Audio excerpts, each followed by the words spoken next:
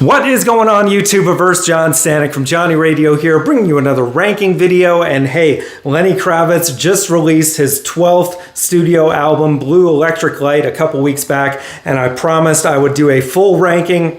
So we'll see where it ranks in my official ranking, but let's not waste any time. Let's get right to it at number 12.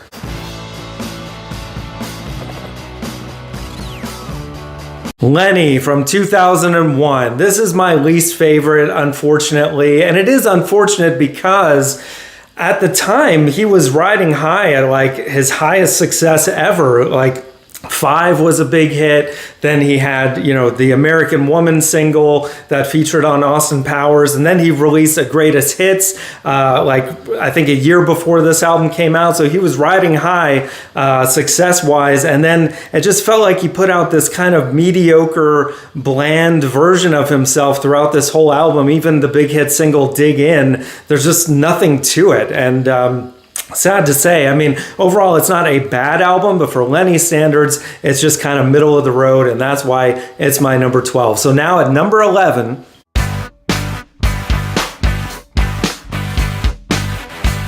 Baptism from 2004, the follow-up to Lenny. Again, just kind of middle of the road, nothing too special. The single Lady kind of stands out and has a good groove to it, but even that, it's not one that I go back and revisit often, and the rest of the album is just kind of okay. The album cover is ridiculous looking, so yeah, definitely going to be in the lower tier, I'm sure, on your list as well. But now that'll bring me to number 10.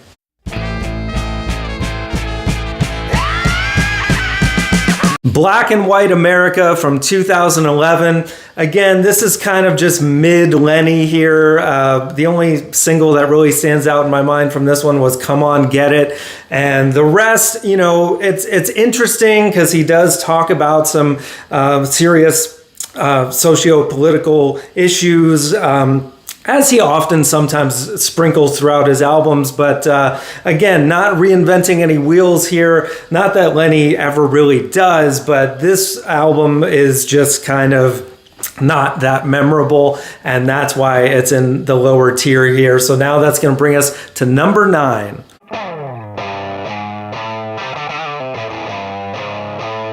Circus from 1995. This album, when it came out, I have to say was a bit of a letdown as well. But over time, it's shown that it has its pluses. The title track, of course, Rock and Roll Is Dead is a pretty cool song with a cool riff. Beyond the Seventh Sky. So it's definitely in the top half of the album. It's pretty strong, but I feel like overall it's still one of his weaker records, and time has shown that. And I think, even back then when a lot of people were confused or let down by it, it has shown that it's a little better than the worst of the bunch, but still not in the top tier of Lenny for my taste. And that'll now bring us to number 8.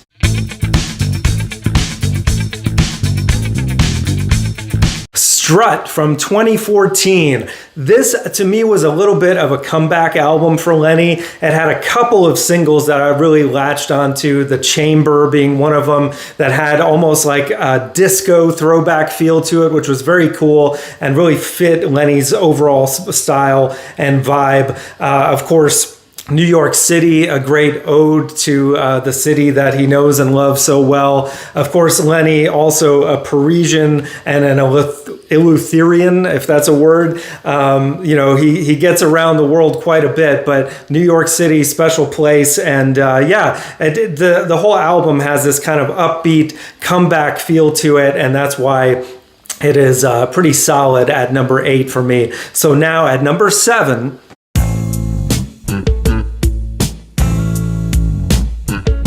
Blue Electric Light, the new one. Yeah, this is also a pretty strong outing from Lenny, although I would say it's a little long at 12 tracks. I think a couple of songs could have been cut, but I will say the opening track, It's Just Another Fine Day in the Universe of Love, is just classic Lenny, great groove, some great guitar playing by Craig Ross, as always. You got some of the other singles are pretty strong. TK421, Human, the title track closing out the album is really strong. I feel like it's one that I'm going to come back to more frequently. I haven't had enough time to really ruminate that much on it, but as of now, it stands as the best of the lower half of Lenny's albums in my book. So now we're getting up to the upper 6, so let's get right to it. At number 6.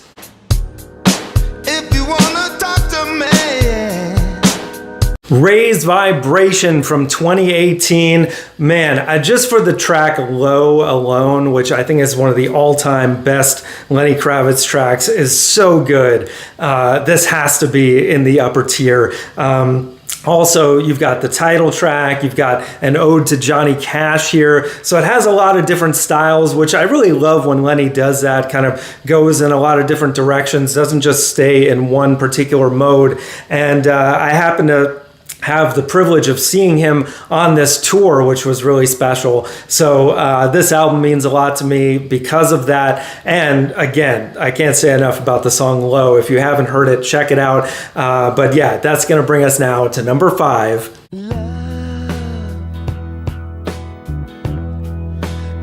Let Love Rule from 1989. Yes, absolutely, it's got to be in your top 5. And I did my top 5 Lenny Kravitz albums a couple weeks ago. So these next 5, if you've already watched that, it's just going to be kind of a repeat. But again, many memorable tracks on this one. The title track, of course, Sitting on Top of the World. I Build This Garden for Us is, I think, a real gem on this thing. Of course, Mr. Cab Driver, again, a song that kind of tackles some real issues. So Lenny, just right out of the gate, showing us what he was all about and doing it at a really high level, and still closing out many sets with Let Love Rule. Just a classic, and that's my number 5. So now at number 4,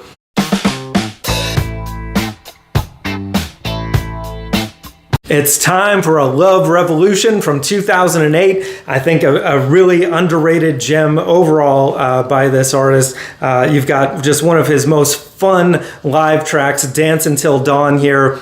Really great groove on that one. Makes you want to put your teeth out, like, yeah, groove along to it. You've got basically the title track, Love Revolution. You've got Bring It On, Good Morning. Like, the whole album is just, it doesn't feel like there's a weak track on here. And again, I'm not sure why this wasn't as successful as some of his other records, but a really strong outing by Mr. Kravitz. And that's just my number 4. So now at number 3,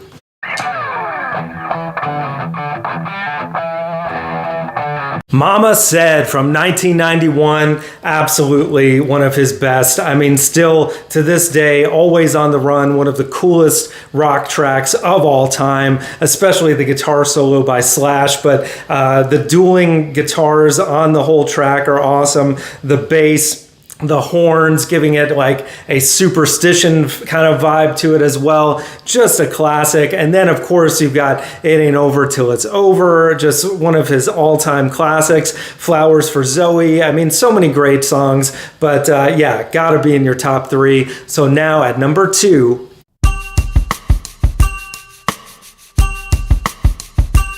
Five from 1998. Absolutely love this record. I mean, of course, you got Fly Away, the big hit that everybody loves. But for me, it's more like the slower, groovier tracks, like If You Can't Say No, which is just so cool. I love how he incorporates the harpsichord and like this computer noise that's recurring, but it doesn't get annoying. It's just so cool and funky. Then you've got I Belong to You, which is not just a great ballad, but also just amazing rhythm section on that song. Really cool. And then, of course, later he would incorporate Bring American Woman into the mix as a bonus track, but there's no weak tracks on this album whatsoever. Great, great album from Lenny, and that's just my number 2. So now at number 1,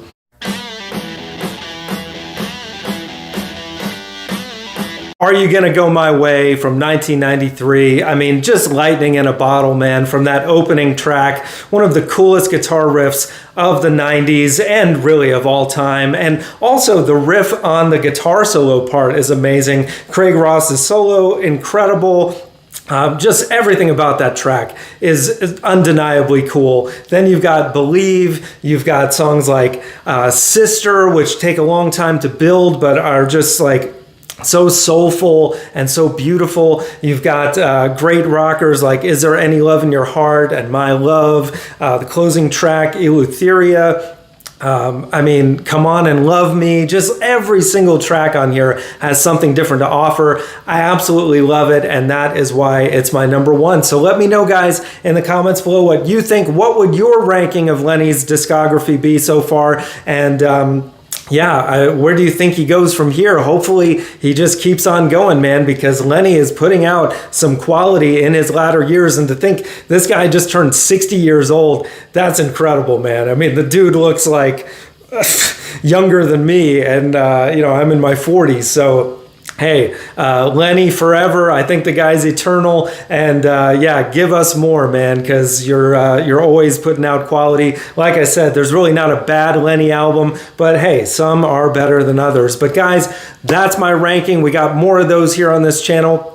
We got top fives every Friday. We got album reviews, so much more. Thank you for watching, and as always, Viva la vinyl. So guys, thanks so much for watching. Please like, subscribe, and be sure to ring the bell for notifications so you can always see great quality content like you're seeing on the screen right now. Thank you so much for supporting Johnny Radio, and I'll see you soon.